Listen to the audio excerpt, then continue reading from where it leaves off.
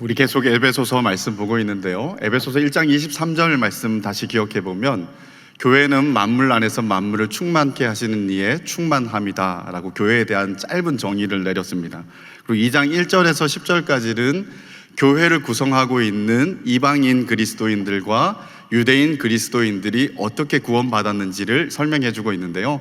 이방인이나 유대인이나 둘 다 죄와 허물로 죽었던 사람들인데 그들의 어떤 공로와 자격에 의해서 그들이 구원받은 것이 아니라 하나님의 그 큰 사랑과 긍휼로 인하여서 은혜를 주시고 그 은혜로 인하여서 믿음이 주어지고 그 믿음을 통하여서 선물과 같은 구원을 받았다라고 이렇게 말씀하십니다.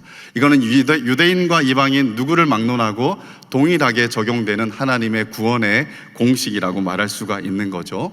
그래서 하나님은 같은 구원을 받게 한 이방인 그리스도인과 유대인 그리스도인들을 따로따로 살게 하지 않고 한 몸으로 부르셔서 이 한 몸 공동체가 되게 했다라고 말씀하십니다. 그래서 오늘 11절과 22절까지는 이 이질적인 유대인들과 이방인 그리스도인들이 어떻게 한 몸 교회로서 세워져 가는지에 대한 이야기들을 해주고 있습니다.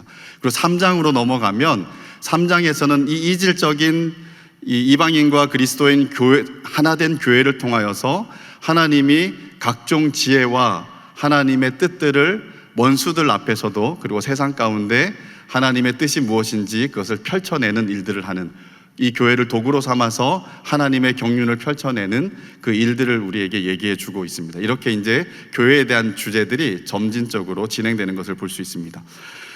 오늘 본문 11절에 보면 그러므로 생각하라 라고 이렇게 시작하고 있는데요, 이 생각하라 라는 말보다는 그러므로 너희는 기억하라 라는 번역이 훨씬 더 맞습니다. 기억해야 되는데 무엇을 기억해야 되는가? 11절과 13절에 보면 구원받기 전에 너희가 어떤 위치에 있었는지, 구원받은 후에 어떤 일이 일어났는지 이것을 비교하면서 기억하라는 것입니다. 그래서 11절에는 그때에 너희가 구원받기 전 그때에는 어떤 위치에 있었는지, 그리고 13절에 그러나 이제는 너희가 너희에게 어떤 일이 일어났는지 이것을 한번 살펴보라는 것이죠. 기억하라 라는 것은 성경에 대단히 많이 등장하는 하나님의 요청입니다. 우리는 기억해야 될 것들을 기억하지 못해서 포로가 되어 살 때가 많습니다. 이 아드바셈이라는 박물관에 가면, 홀로코스트 박물관인데요, 그 맨 앞에 욥이라는 동상이 있는데 그 욥 동상에 글귀가 있습니다. 어떻게 되어 있냐면 기억은 너희로 자유하게 할 것이나 망각은 너희로 다시 포로되게 할 것이다 라고 이렇게 적혀 있습니다.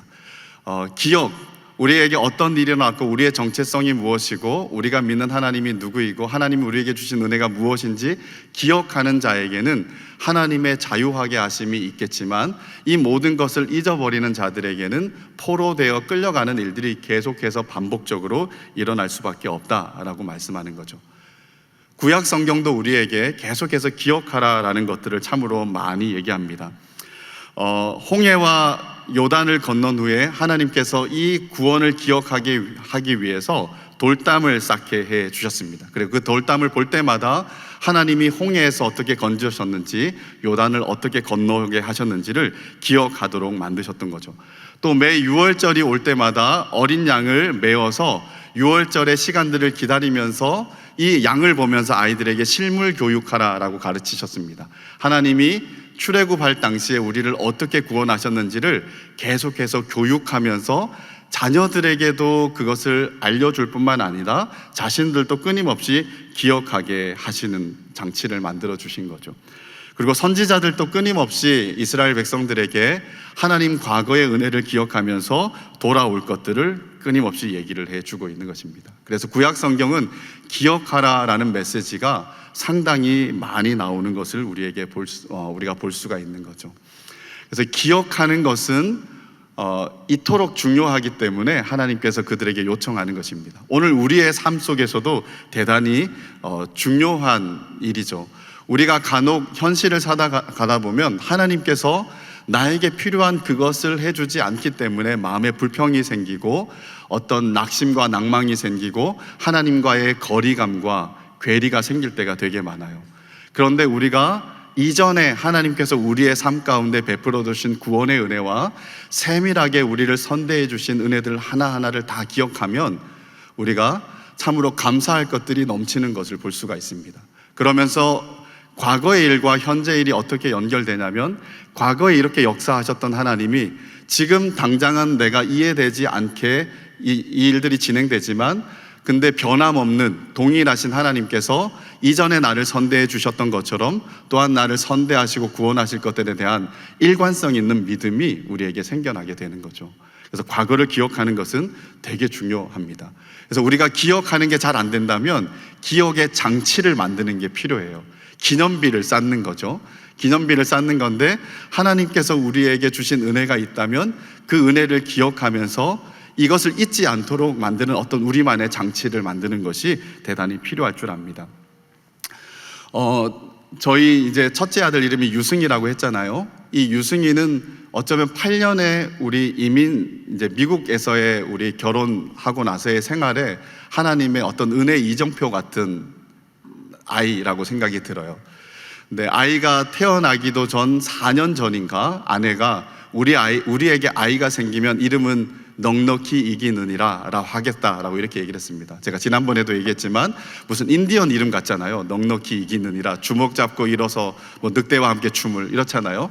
그래서 넉넉히 이기느니라 라 우리 아이의 이름을 하겠다라고 이렇게 얘기를 했을 때 이제 저한테 떨어진 사명, 그것을 이제 한자로 바꾸는 거였어요. 넉넉할 유자에 이길 승자, 유승이라고 이렇게 지었죠. 그리고 그 아이의 이름을 생각한 후 4년 후에야 아이가 이제 생겨나고, 그 아이 태어나고 저희가 이제 한국으로 오게 된 겁니다.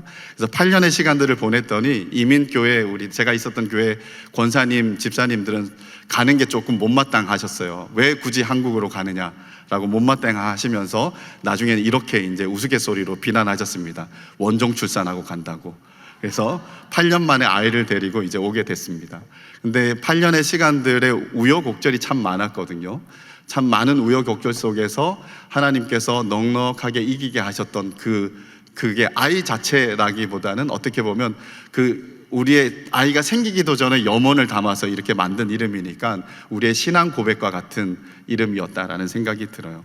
그래서 유승 이름 이렇게 생각하면 간혹 이제 그런 이야기들이 미국에서 있었던 삶들이 이렇게 떠오를 때가 되게 많은 거죠. 아마 우리 성도님들도 이렇게 부침이 있고 우여곡절을 겪으면서 그때마다 하나님께서 간섭하시고 역사하셔서 우리를 회복시키시고 살리시고 또한 은혜 주셨던 일들이 되게 많을 거라고 생각합니다. 그때마다 우리에게 이정표를 만들고 기념비를 만들면서 가족이 함께 기념하고 또 개인적으로 생각하다 보면 하나님의 은혜가 망각되지 않고 기억되어지는 일들이 있지 않을까. 그리고 그 은혜가 기억되어지면 우리에게 어떤 유익이 있냐면, 과거의 영광에 사로잡히는 것이 아니라 오늘 우리의 삶 속에서도 기다릴 수 있어지고 견딜 수 있어지고 버틸 수 있어지는 거죠. 왜? 과거에 나에게 그렇게 좋게 역사하셨던 그 좋으신 하나님이 오늘도 여전히 나에게 좋은 하나님이시기 때문에 의심하지 않고 주님을 기다리면서 버티고 견딜 힘이 우리에게 주어지는 거죠. 그래서 기억하는 여러분들이 되었으면 좋겠습니다. 무엇을 기억해야 되느냐? 구원받기 전 그들의 상태가 어땠는지 기억하래요. 그들이 구원받기 전에는 육체로는 이방인이었고 이스라엘 나라 밖의 사람이었다, 즉 비유대인이었다라고 이렇게 말합니다. 또 이 유대인들, 할례받은 유대인들로부터 할례받지 않은 사람들이다라고 이렇게 칭해졌다라고 얘기를 해요. 이 할례는 뭐냐면 하나님 언약 백성의 표입니다.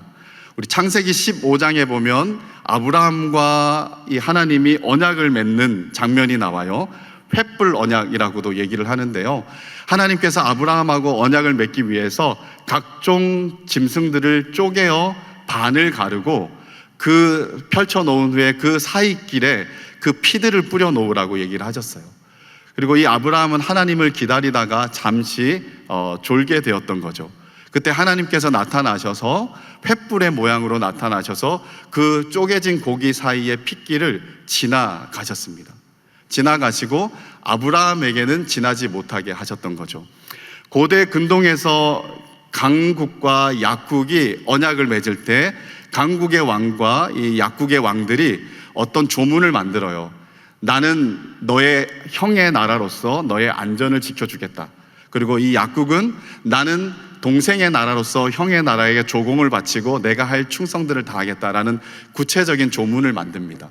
이 조문을 합의한 후에, 오늘날로 하면 사인을 한 후에 두 사람이 함께 이 쪼개진 고기 사이를 걷게 되는 거예요. 그래서 이걸 통과하면 언약이 체결되는 거예요. 이 언약이 체결됐다라는 말은 어떤 의미가 포함되냐면, 혹여 누군가가 이 언약을 어기고 배도하게 되면 이 짐승들처럼 쪼개지는 역사가 있을 것이다 라는 저주가 함께 선포되어지는 것입니다. 근데 이 고대 근동의 언약식을 그대로 가지고 와서 하나님이 아브라함과 언약을 맺는데, 아브라함과 함께 지나가야 되는데 아브라함은 지나가지 못하게 하고 하나님 홀로 지나가면서 언약을 체결하게 되는 거예요. 왜 그러셨을까 했을 때, 하나님은 아브라함을 너무 잘 아셨던 거죠. 만약 아브라함이 이 피의 길을 지나가면 어떤 일이 벌어지겠습니까? 언약을 맺은 그 다음 날에 쪼개지는 일이 생길 거예요.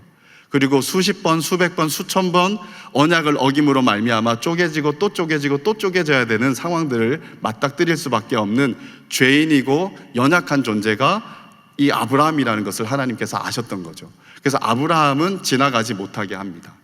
대신 하나님 홀로 그 피의 길을 지나가신 거죠. 하나님 홀로 피의 길을 지나가셨다라는 것에는 어떤 의미가 있겠습니까? 나는 절대로 이 언약을 어기지 않고 나는 영원토록 이 언약에 충성을 다할 수 있어. 자기 자신에 대한 확신이죠. 그죠? 이 언약을 철저하게 지킬 것에 대한 자신감이 넘치는 행동이라고 보여집니다. 이렇게 하나님과 아브라함은 언약을 맺게 된 거예요.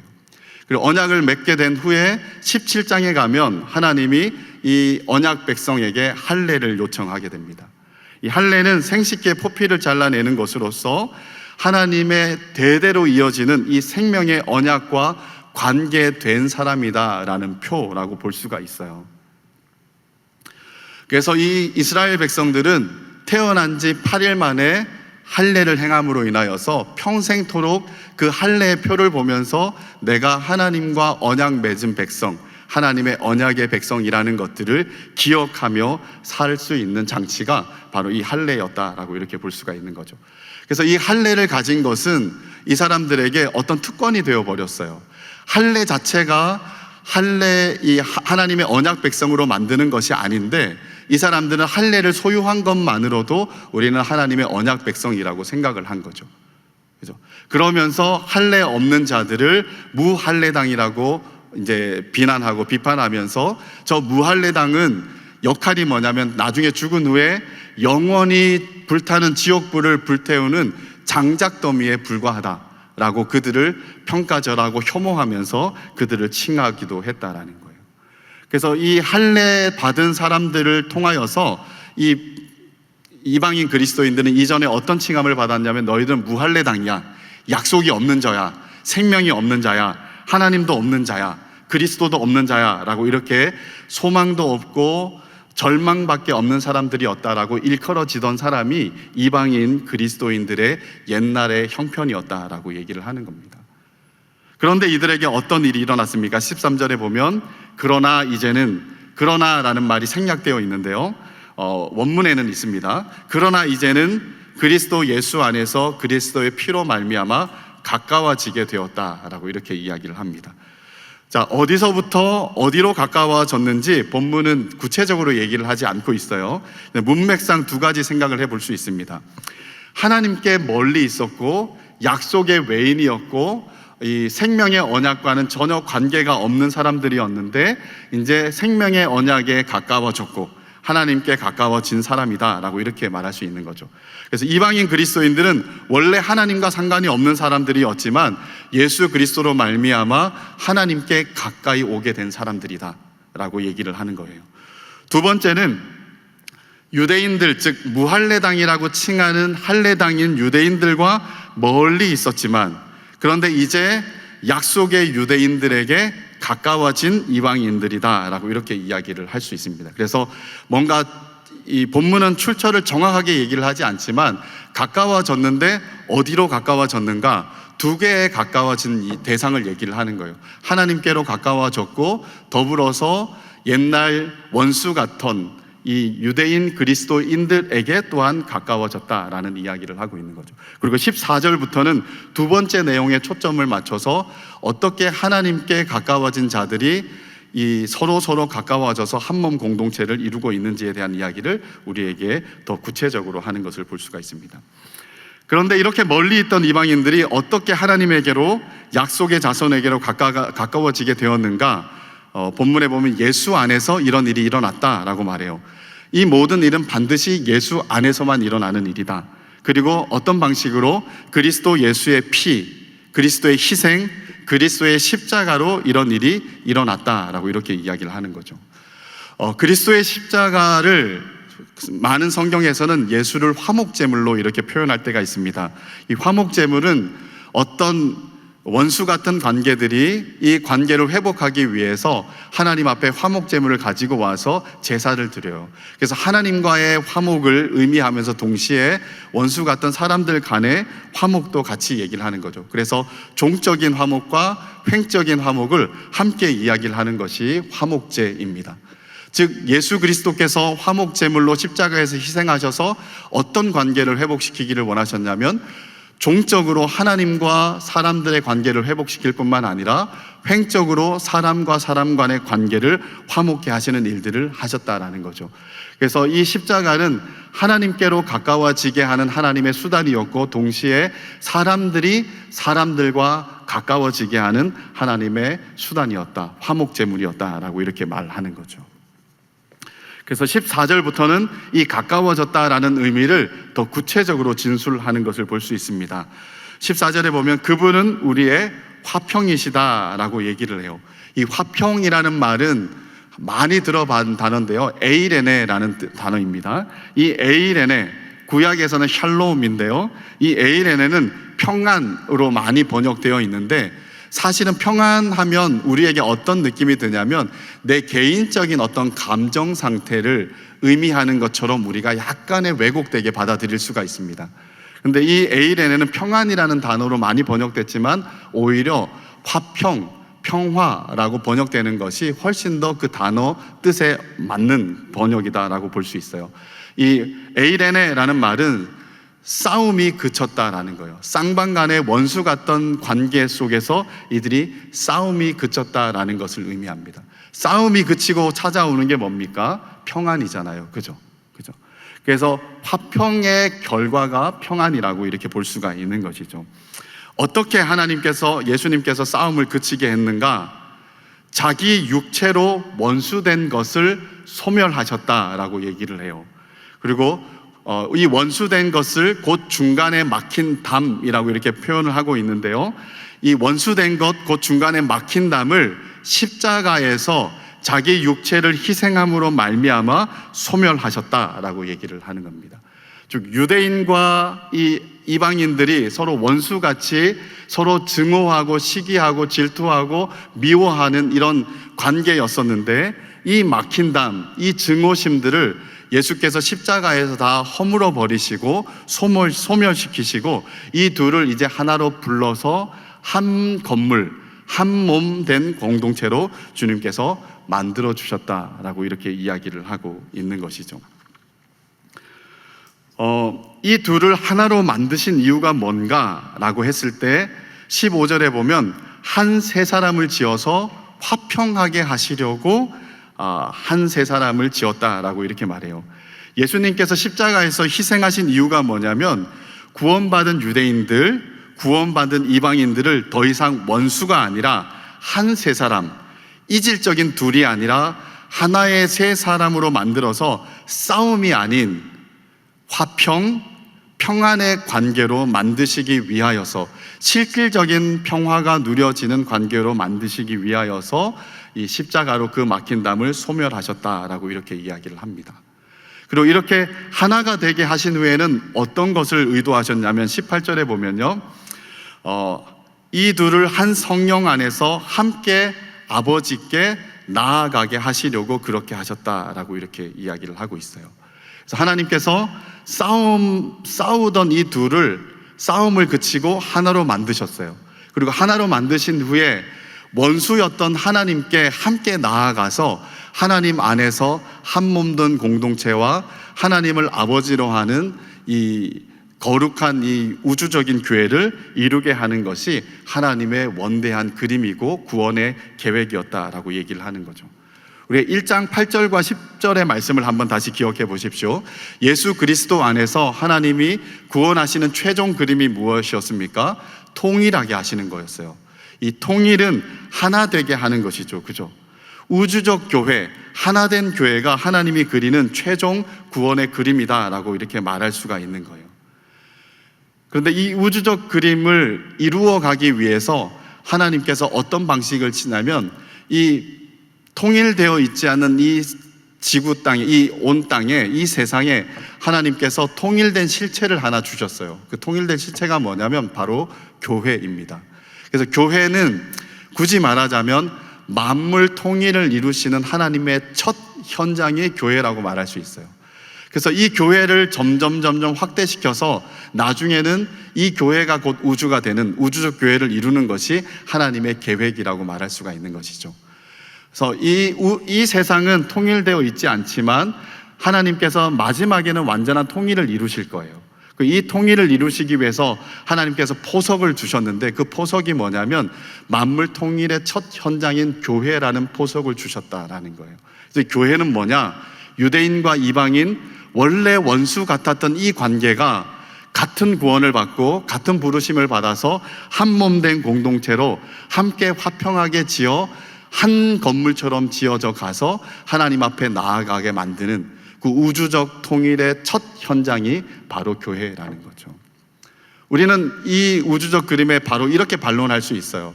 교회가 그런 것인 건 알겠는데 우리는 진짜 통일된 현장이 맞나요? 우리는 아직 통일되지 않았는데 세상이 불통일되어 있을 뿐만 아니라 교회도 하나 되지 못하고 끊임없이 불일치가 일어나고 시기와 증오가 있는데 어떻게 만물 통일의 첫 현장이 교회라고 말할 수 있습니까? 라고 우리가 이렇게 반문을 그릴 수 있을 것 같아요. 근데 하나님은 우리의 모습에 어떠한 것에 개의치 않고 하나님이 선언을 하셨어요. 교회는 예수 그리스도께서 십자가로 증오와 이 막힌 담을 다 헐어버리시고 원수 같은 둘을 하나로 붙여서 이미 하나로 만드셨다는 거예요. 이미 만들어진 교회인데 우리에게 요청하는 게 뭐냐면 에베소 4장 1절과 3절에 보면 이 성령께서 하나 되게 하신 것을 힘써 지켜야 된다. 힘써 지키는 방식이 뭐냐면 모든 겸손과 온유로 하고 또한 서로 사랑 안에서 용납하라 라고 이렇게 이야기를 하는 거예요. 아직 통일되지 않은 모습이 분명히 있지만 하나님은 이미 통일된 현장이라고 선언하고 이 통일됨을 이루어 갈 것을 우리에게 요청하는 거예요. 다른 옵션을 두고 있지 않아요. 서로 증오해도 된다, 미워해도 된다, 서로 싫어해도 된다 라고 말하지 않고 싫어하고 미워하는 너희들이 이전에는 그렇지만 지금은 어울리지 않고 이제는 서로의 증오를 내려놓고 십자가가 소멸한 것들을 새로 세우지 않고 서로가 하나됨을 힘써 지키기 위해서 용납하면서 서로 겸손하게 서로를 받으면서 이 한 몸 된 공동체를 이루어서 아버지 하나님께 함께 나아가도록 만드는 것이 하나님이 우리에게 기대하고 요청하는 바이다라는 거예요. 그래서 오늘 우리에게 말씀하시기는 십자가로 말미암아 이 원수됨을 허물어 내셨다라는 거예요. 그 허물어진 이 일들의 근거에서 우리는 한 몸 공동체로 이렇게 함께 모여지게 되었다라고 우리에게 말씀해 주고 있는 것입니다. 교회는 이처럼 이질적인 존재들이 하나님의 구원하심을 통해 부르심을 받고 하나님께로 그리고 구원받은 또 다른 몸된 교회의 지체들에게로 가까워진 공동체인 거예요. 어떻게 이 일이 이루어졌는가?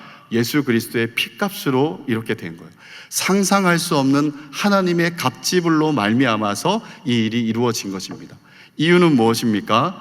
둘로 하나를 만드셔서 화평하게 만드신 후에 함께 하나님께 나아가게 하기 위해서, 함께 하나님께 나아가게 하기 위해서 하나님께서 이 갑지불을 우리를 위해 지셨다라는 겁니다. 오늘 여러분 옆에 있는 사람들을 한번 보십시오.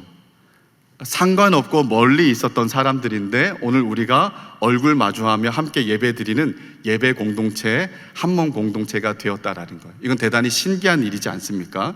우리의 관계 지형은 다 예수 그리스도에 의해서 만들어진 것이라고 말할 수 있어요. 저는 미국에서 들어오기 전에 개척을 생각을 하고 있었습니다.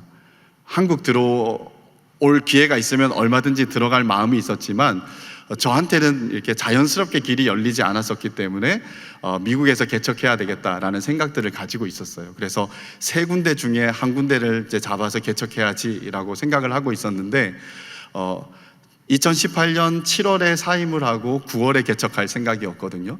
그런데 3월에 연락이 왔어요.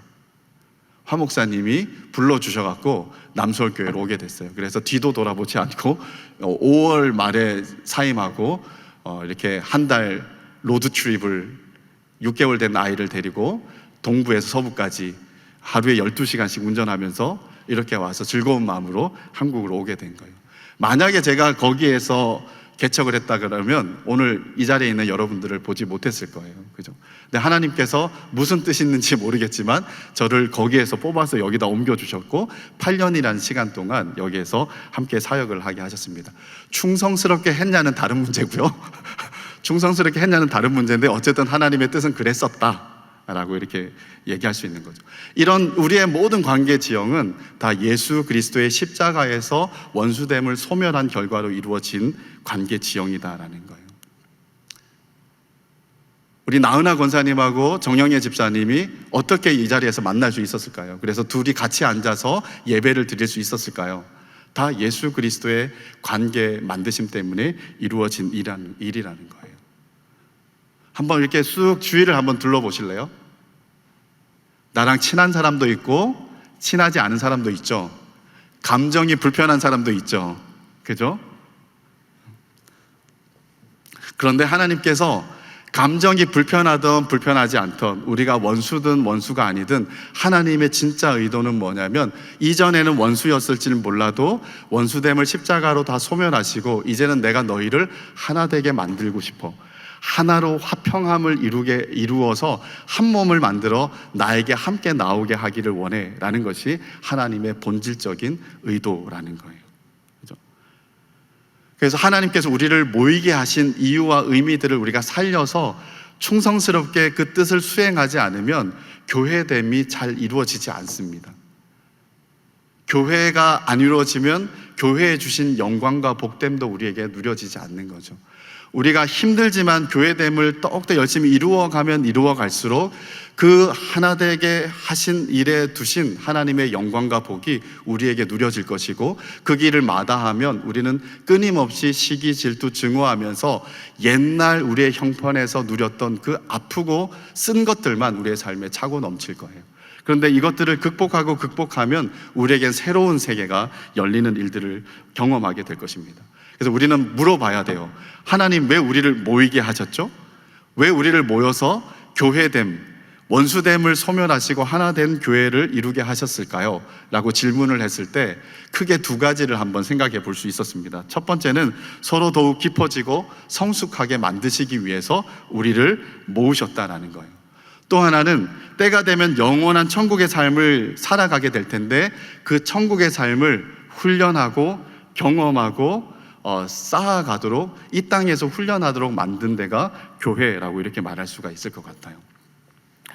우리 첫 번째 서로 더욱 깊어지고 성숙하게 하기 위해서 우리를 모으셨다라는 부분을 한번 생각을 해보죠.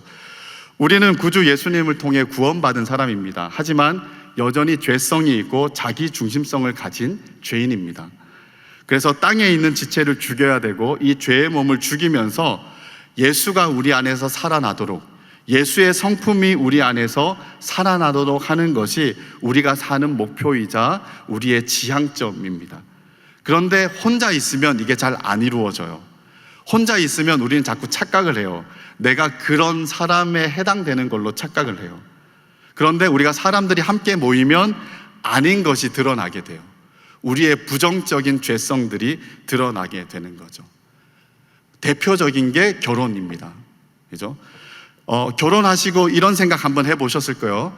결혼 전에 나 꽤 괜찮은 사람이었는데 결혼했더니 저 사람이 나를 아주 그냥 엉망으로 만들어 버렸어. 나에게 없던 이런 괴물 같은 모습을 불러일으켰어 라고 이렇게 이제 생각을 수십 번도 하셨죠, 그죠? 그럼 뭐 생각만 하셨겠습니까? 아마 남편들에게 그 얘기를 다 하셨을 거예요. 아닙니까? 저희 아내만 죄인입니까? 제 아내는 그런 얘기를 하신 적 있으십니다. 그죠? 그래서 우리가 혼자 있으면 괜찮다라고 생각이 드는데, 같이 부대끼면 철이 철을 날카롭게 하는 것처럼 우리를 좋은 것을 좋게 만들 수도 있지만, 그러나 우리의 죄성들을 더욱 신랄하게 드러내는 일들을 하게 돼요. 그래서 우리가 우리 자신을 보게 되는 거예요. 그러면 어떤 진짜 은혜가 있는 사람은 어떻게 생각했습니까? 내가 이렇게 죄인이구나, 나는 정말 구주의 십자가의 은혜가 없으면 안 되는 사람이구나 라는 것들을 우리가 결론적으로 고백하고 주님의 은혜를 구할 수밖에 없어지는 거죠. 그죠? 그래서 죄인들을 이렇게 모아놓으신 이유는 이 일들을 하게 하기 위해서예요. 우리가 얼마나 죄인인지를 알게 하고 하나님의 은혜가 얼마나 필요한지를 알게 하면서 하나님의 은혜를 은혜로 알며 누리면서 그 안에서 하나님의 이 은혜가 값싼 은혜가 아니라 정말 값비싼 은혜다라는 것들을 알게 하기 위해서 우리로 하여금 이렇게 모이게 했다라는 거예요. 그래서 우리가 모여서 할 때 이렇게 부딪히면서 이런 생각을 하면 안 돼요. 사람들에게 이렇게 부딪히면서 서로 이렇게 자존심이 있다 보니까 나 원래 그래 라고 하면서 자신의 이 악함을 돌아보기보다는 끊임없이 고집하고 수구하면서 서로 이렇게 신랄하게 첨예하게 대립하는 모습으로 가면 안 된다라는 거예요. 좀 우리가 잘 바뀌진 않아도 10년이 지나면 그래도 뭔가 예수 그리스도의 성품이 우리 가운데 조금은 드러나는 성도여야 되지 않겠습니까? 그죠? 우리가 할 수 있는 게 아니라 하나님의 은혜가 하는 일이기 때문에 우리가 만들어내야 된다기보다는 끊임없이 엎드리면서 하나님의 은혜를 구해서 받아 누리면서 조금의 변화된 모습이 드러나는 것이 우리가 믿고 있다라는 것에 이제 어떤 이 생명력이 아니겠습니까? 그죠? 근데 10년을 믿은 것 같은데, 근데 똑같이 나는 원래 그래 라고 하면서 나를 하나도 돌아보지 않고 나를 하나도 하나님 앞에 죄인인 것들을 고백하지 않고 그런다 그러면 우리는 너무 이 공동체를 못 누리고 있는 것이라고 생각이 들어요. 그래서 공동체는 서로를 지적질을 하면서 너는 이래서 죄인이야 라고 보여주기보다는 때때로 우리가 부딪혀서 죄인인 것이 드러나지만 그것을 나도 죄인이게 허용해 주면서 회개하고 하나님 앞에 돌아올 것들을 기대하면서 또 그 사람이 복음 안에서 은혜를 받아야 나 또한 편한 것을 알고 저 사람이 진짜 은혜 많이 받도록 서로를 중보해 주는 것이 우리가 한몸된 함께 묶어진 교회 공동체로서의 어떤 우리의 의미와 역할이 아닐까라는 생각이 들어요. 그래서 결혼 생활도 마찬가지인 것 같습니다. 뭔가 첨예하게 대립될 때 우리가 가장 먼저 해야 될 것 중에 하나가 하나님 앞에 내가 은혜가 필요하구나 라는 것이고, 동시에 저 사람도 은혜가 필요하구나 라고 해서 저 사람에게 은혜가 나타나기를 위해 중보하는 것이 우리가 할 첫 번째 일들이 아닌가라는 생각이 들어요. 교회 공동체의 삶도 마찬가지인 거죠. 나를 힘들게 하는 사람이 있다면 그 힘든 사람을 외면하고 싫어하고 증오하고 무시하면서 너밖에 사람이 없는 줄 알아, 나는 딴 사람들하고 친할 거야 하면서 다른 사람하고 더 친한 척 하면서 그렇게 사는 것은 정말 아닌 것 같아요. 그죠? 우리의 마음을 힘들게 하는 사람이 있다면 그 사람을 지금 당장 화해는 못한다 할지라도 혼자 있는 자리에서 그 사람을 위해서 기도할 수 있다면 우리의 관계의 지형들은 대단히 많이 곧 바뀌는 일들이 일어날 거라고 생각이 듭니다. 바로 하나님께서 우리를 왜 묶어 놓으셨느냐, 이 일들 하게 하기 위해서 묶어 놓으셨다라는 거예요. 그래서 결론적으로 우리는 이 일들을 잘해서 원수됨이 무너지고 원수 같았던 두 관계가 하나가 되어지는 실질적인 경험을 할 때, 그 연합되었다라는 그 기쁨과 영광이 우리에게 진짜 누려질 때 하나님이 주신 이 공동체 연합의 복이 이거구나라는 것들을 알 수가 있는 거예요. 행복이 뭘까요? 여러 가지로 설명할 수 있지만 가끔씩 마음과 마음이 소통될 때 오는 묘한 일치감 속에서 온 행복감이 있어요. 그죠? 우리가 하나가 되고 이해받아지고 연합이 되었다라는 것에서 오는 안정감과 행복감이 있습니다. 정말 우리가 하나님이 기뻐하시는 그대로의 원수됨이 아니라 온전한 하나됨이 이루어지는 그 공동체를 경험할 때 우리는 말할 수 없는 행복감, 복됨, 그리고 하나님이 두신 그 영광이 정말 풍성하게 누려지는 것들을 경험하게 될 거예요. 그래서 우리는 이 공동체에서 하나됨을 누려가면서 이 하나됨 속에 축복하신 그 복과 영광을 누려서 이것이 의무감이 아니라 우리를 진정으로 복되게 하시는 하나님의 방식이구나 라는 것들을 알고 우리가 더 즐겁게 자발적으로 하나됨을 이루어가는, 가정에서도 그렇고 교회 공동체, 목장 공동체, 또 교구, 또 우리 남서울 교회 공동체, 이 전체에도 이런 일들을 우리가 같이 경험해 가는 저와 여러분들의 삶이 되시기를 주님의 이름으로 축복합니다.